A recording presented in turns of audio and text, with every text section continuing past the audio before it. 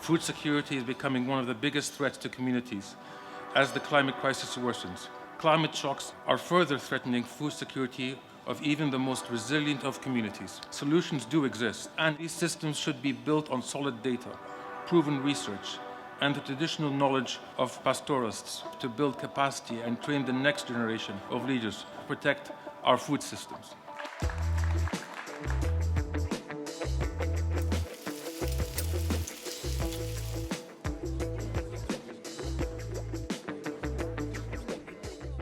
The main vector by which people suffer from climate change is by having failed crops. Now, if we look back in history, we've had food crises before, and now we need a new green revolution. Agriculture features very heavily in climate mitigation, but even more heavily, probably I would say the centerpiece of climate adaptation. COP28 for the first time will give it the visibility it needs and help us all get organized to solve the problems here and help those farmers thrive even in the face of climate change. I work with pastoralist community which have been always innovative in the face of adversity.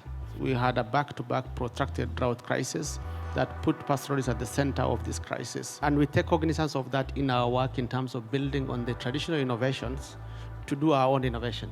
We are establishing an Academy for Drylands, which is a hub that brings different people from different countries that are dealing with drought issues and training the future food system leaders.